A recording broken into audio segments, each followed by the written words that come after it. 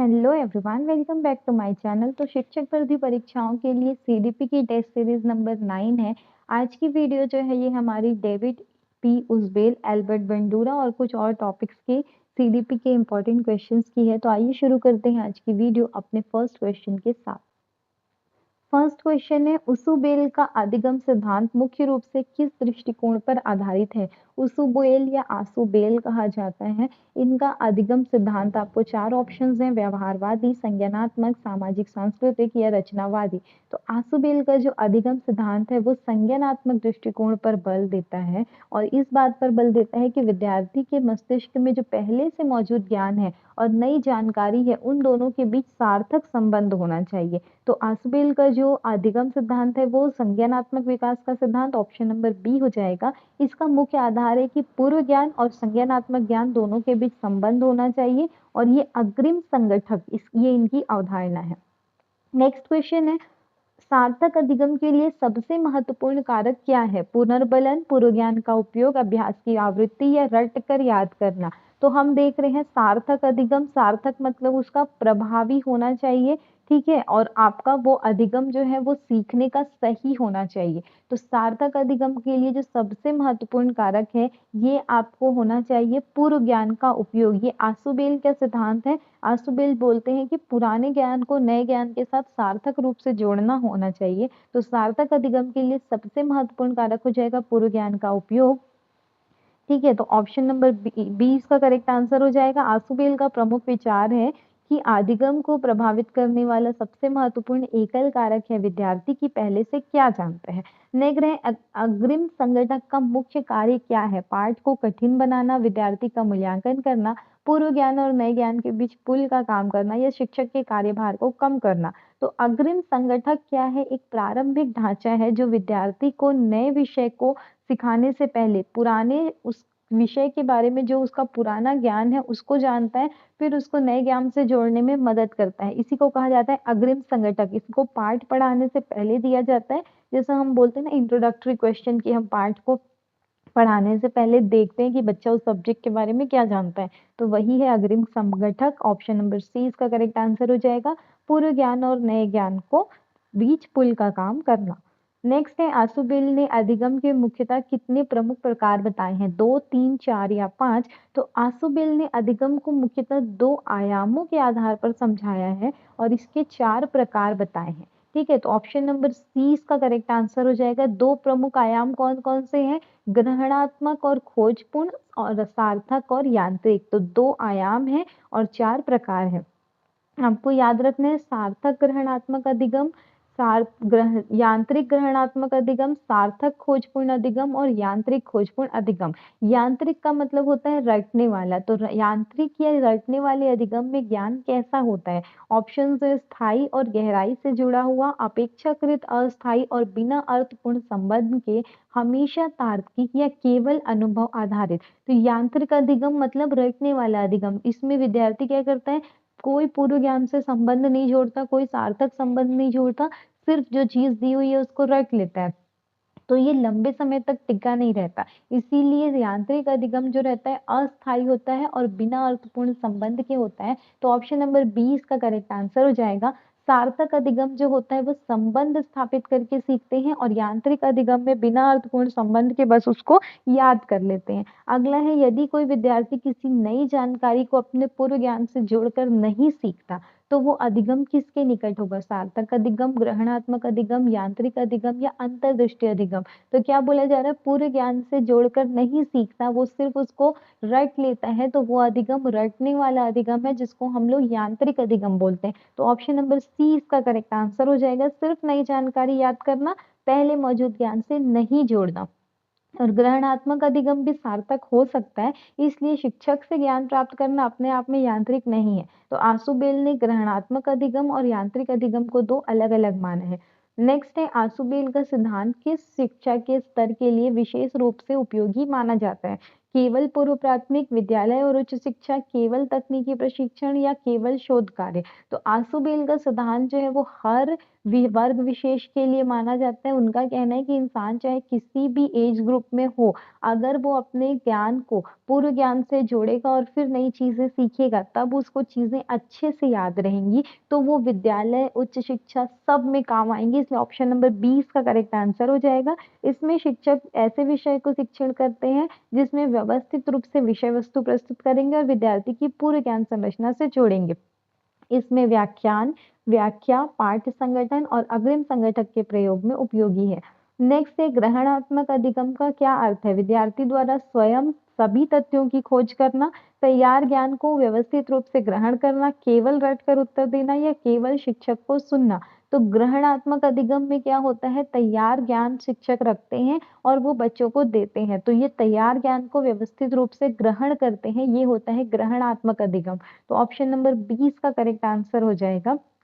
ठीक है, ग्रहणात्मक अधिगम ये जरूरी नहीं है कि यांत्रिक हो। अब टीचर बता रहा है तो टीचर उसको व्यवस्थित रूप से खोज के लाएगा, टीचर खुद पूर्व ज्ञान से जोड़ेगा, तो वहां बच्चे डायरेक्ट उसको ग्रहण करेगा, इसलिए वो ग्रहणात्मक है, यांत्रिक नहीं है। नेक्स्ट है समावेशन प्रक्रिया का क्या अर्थ है? पुरानी जानकारी को समाप्त करना, नई जानकारी का पूरे ज्ञान संरचना में समाहित होना, केवल सूचनाओं को याद करना या केवल अभ्यास करना। तो समावेशन की जो प्रक्रिया है वो आसुबेल के सिद्धांत में समावेशन का मतलब है कि समावेश करना। समावेश करना मतलब क्या होता है? सब चीजों को एक साथ जोड़ना, तो नई जानकारी का पूरे ज्ञान संरचना में समाहित होना। ऑप्शन नंबर 20 का करेक्ट आंसर हो जाएगा।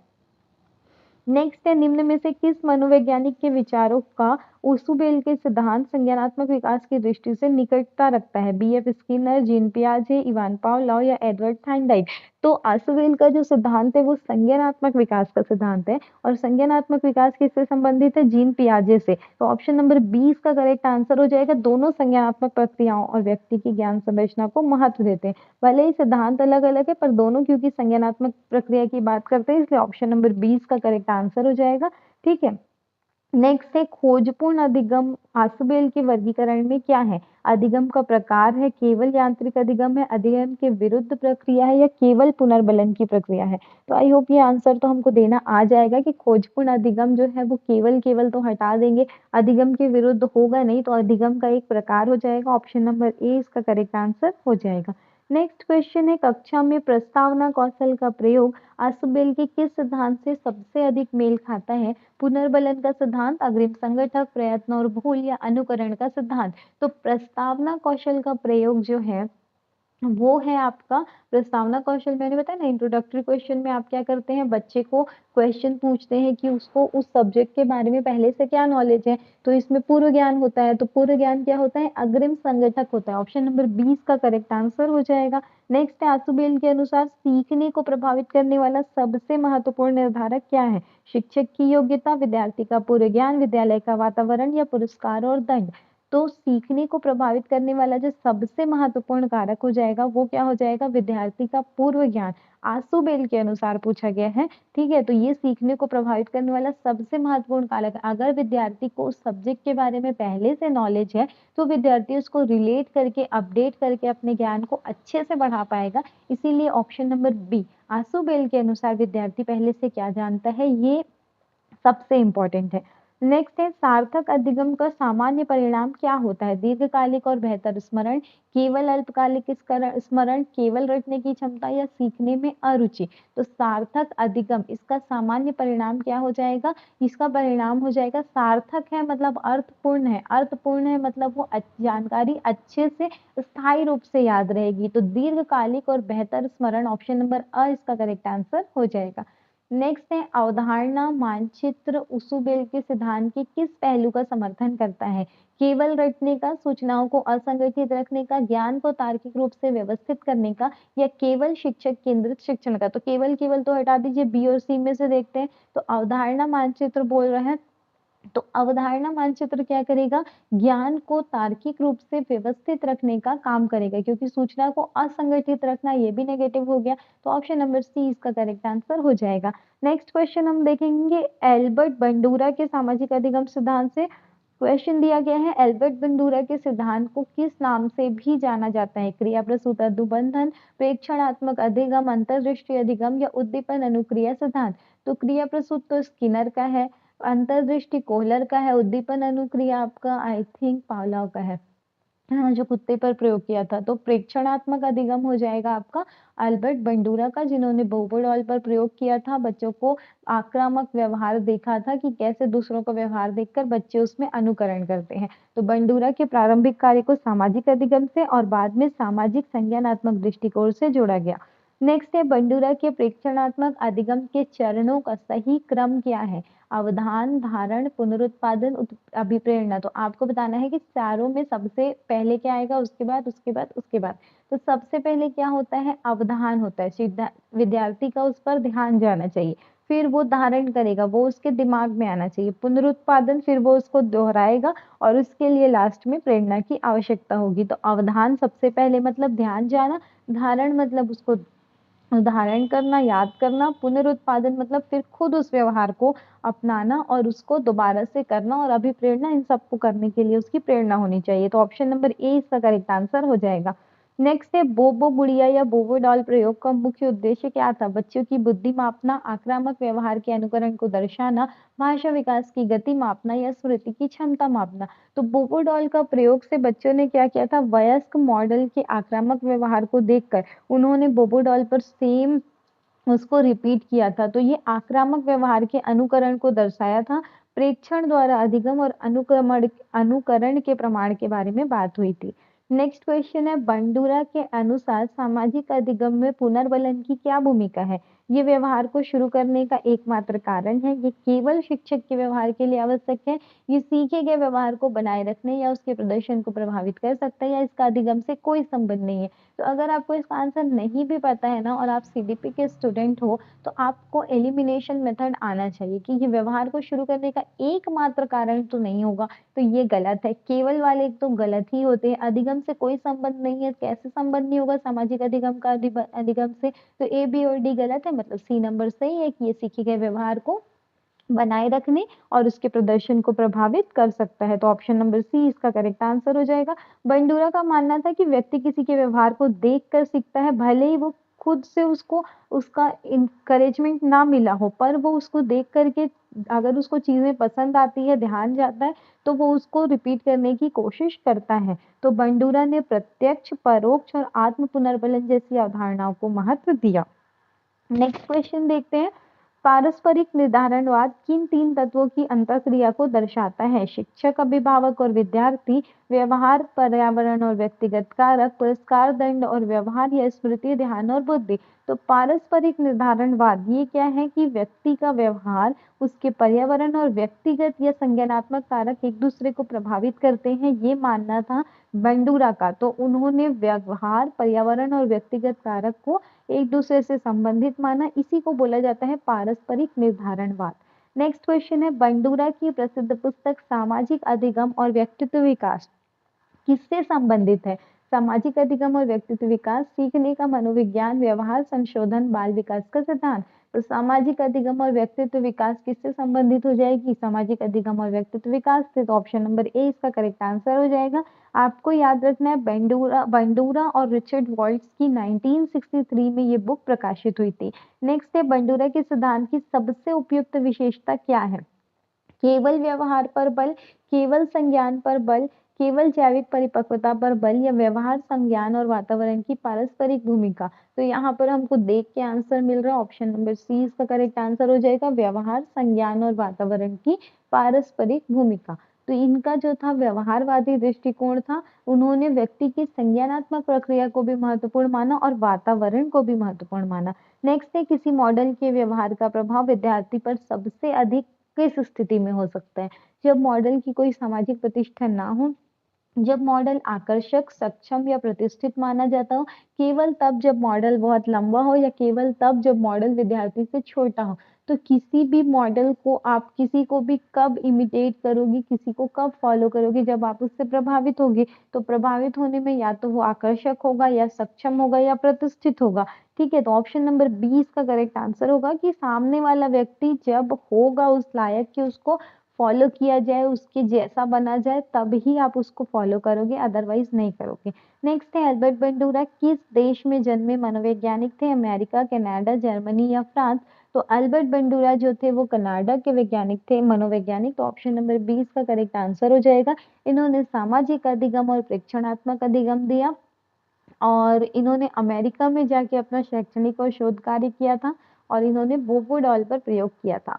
नेक्स्ट है शिक्षा में बंडूरा का सिद्धांत शिक्षक को किस व्यवहार के लिए प्रेरित करता है?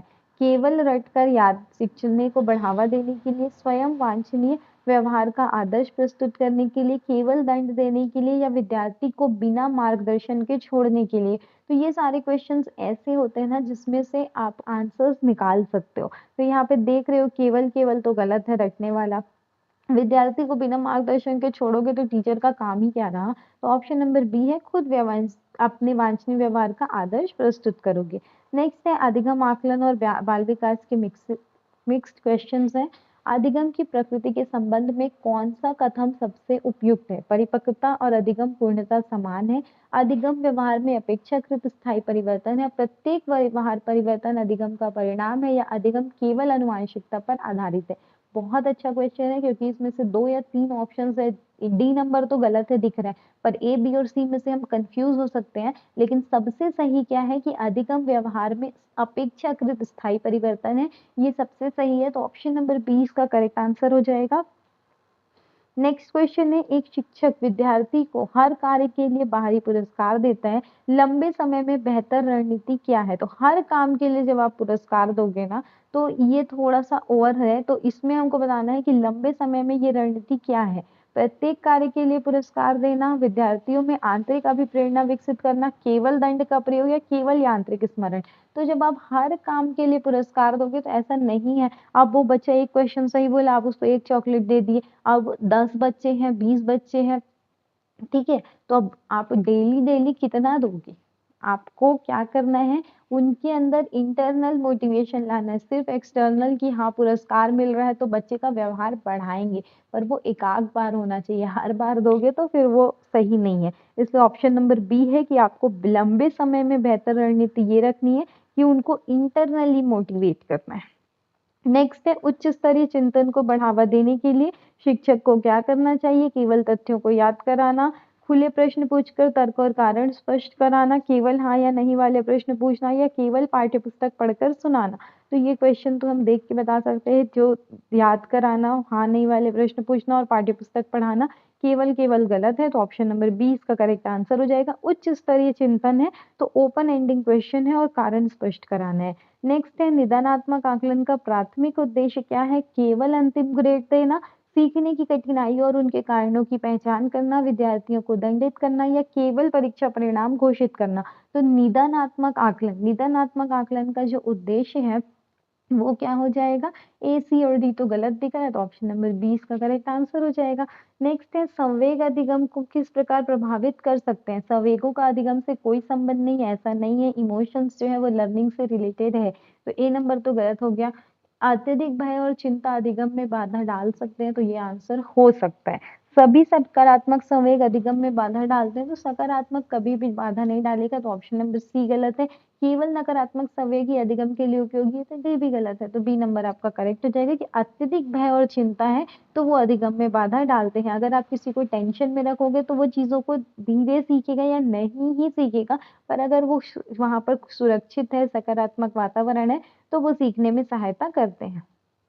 नेक्स्ट है रचनात्मक आकलन के संबंध में कौन सा कथन सही है? ये केवल अंतिम प्रमाण के लिए होता है, ये शिक्षण अधिगम की प्रक्रिया के दौरान होता है, इसका उद्देश्य केवल विद्यार्थियों की तुलना करना है, या इससे शिक्षक को कोई प्रतिपुष्टि नहीं मिलती है? तो रचनात्मक आकलन है, कौन सा सही हो जाएगा? केवल केवल वाला गलत कर दो, शिक्षक को प्रतिपुष्टि नहीं मिलेगी तो फीडबैक नहीं मिलेगा, तो रचनात्मक कहाँ हुआ? तो ये शिक्षण अधिगम प्रक्रिया के दौरान किया जाता है, ऑप्शन नंबर 20 का करेक्ट आंसर होता है। दो तरह के आकलन होते हैं, एक रचनात्मक और संकलनात्मक। रचनात्मक आकलन सीखने के दौरान जिसको एफए बोलते हैं, फॉर्मेटिव असेसमेंट, और संकलनात्मक आकलन जिसको समेटिव असेसमेंट बोलते हैं, इसको सीखने की अवधि के अंत में करते हैं। नेक्स्ट है एक विद्यार्थी पहले सीखी हुई अवधारणा का उपयोग करके नई समस्या हल करता है, ये किसका उदाहरण है? केवल यांत्रिक अधिगम, अधिगम का स्थानांतरण, शारीरिक परिपक्वता या कोई अधिगम नहीं। तो ए और डी तो होगा नहीं, बी और सी में से देखते हैं तो शारीरिक परिपक्वता का यहाँ पर क्या मतलब है? तो ये ऑप्शन नंबर बी हो जाएगा, अधिगम का स्थानांतरण। पुरानी स्थिति को नई स्थिति में जोड़ करके उपयोग करना कहलाता है अधिगम का स्थानांतरण। ठीक है, नेक्स्ट क्वेश्चन है, यदि शिक्षक कम अंक प्राप्त करने वाले विद्यार्थी की तुलना लगातार अधिक अंक प्राप्त करने वाले विद्यार्थी से करता है तो इसका संभावित प्रभाव क्या हो सकता है? हमेशा आत्मविश्वास बढ़ेगा, हीन भावना, भय और नकारात्मक आत्मधारणा विकसित हो सकती है, निश्चित रूप से अभिप्रेरणा बढ़ेगी या सीखने की चिंता समाप्त हो जाएगी। जब शिक्षक यहाँ पर कंपैरिजन करेगा ना, तो आत्मविश्वास भले ही उसका बढ़े, पर आपको देखना है जिसको कम नंबर मिल रही है उसको, तो उसके अंदर हीन भावना, भय और नकारात्मक आत्म अवधारणा विकसित हो सकती है। तो ये बहुत सही है, नकारात्मक आत्म अवधारणा जो कम नंबर वाले में भी आएगी और ज्यादा नंबर वाले में भी आएगी। ज्यादा नंबर वाला खुद को ज्यादा हीरो समझेगा और कम नंबर वाला खुद को समझेगा कि मेरे को कुछ आता ही नहीं है। इसलिए बी नंबर जो है ये इसका करेक्ट आंसर होगा, ना कि ए और सी। ठीक है, निश्चित रूप से आंतरिक अभिप्रेरणा बढ़ेगी, ऐसा नहीं। यहाँ कुछ लोग सोच सकते हैं कि हाँ मैं भी ऐसा करूं, पर कुछ ऐसा भी होता है कि अरे वो कर लेता है, मेरे से होता ही नहीं है, ये सोचता है। ठीक है, तो बी नंबर इसका ज्यादा सटीक आंसर है। नेक्स्ट है, संज्ञानात्मक विकास में निम्न में से कौन सी प्रक्रियाएं मुख्य रूप से शामिल होती है? केवल शारीरिक वृद्धि, ध्यान, स्मृति, तर्क और समस्या समाधान, केवल यांत्रिक स्मरण या केवल बाहरी दबाव? तो ये तो देख के समझ आ रहा है कि संज्ञानात्मक विकास है, तो कौन सी शामिल हो जाएगी? केवल वाली नहीं होगी, तो ऑप्शन नंबर बी इसका करेक्ट आंसर हो जाएगा। नेक्स्ट है, विविध अधिगम आवश्यकताओं वाले विद्यार्थियों के लिए शिक्षक को क्या करना चाहिए? सबको एक तरीके से पढ़ाना चाहिए? ये तो आपको करना ही नहीं है। विद्यार्थियों की व्यक्तिगत आवश्यकताओं के अनुसार शिक्षण रीतियों में बदलाव करना चाहिए, ये सही हो सकता है। केवल व्याख्यान विधि, तो ये तो बिल्कुल नहीं करना है। धीमी गति से सीखने वाले विद्यार्थियों को कम सक्षम मानना, तो ये भी गलत है। तो ऑप्शन नंबर बी आपका करेक्ट आंसर हो जाएगा कि व्यक्तिगत भिन्नता अगर है तो अलग अलग सीखने वालों के लिए आपको अलग अलग रणनीति बनानी पड़ेगी। तो ये थे हमारे आज के 35 क्वेश्चंस जो सीडीपी के लिए इंपॉर्टेंट टॉपिक से लाए गए थे। आई होप ये वीडियो आपके लिए हेल्पफुल रहे। ऐसे ही और वीडियो के लिए आप चैनल की प्लेलिस्ट में जाइए और सीडीपी, हिंदी साहित्य, हिंदी और इंग्लिश की तैयारी आप कर सकते हैं। तो वीडियो को देखने के लिए आपका बहुत बहुत धन्यवाद। अगर वीडियो पसंद आती है तो you can hit the like button और कमेंट सेक्शन में लिखिए जो भी क्वेरी और सजेशन हो। और थैंक यू, मिलते हैं नेक्स्ट वीडियो में। Have a nice day.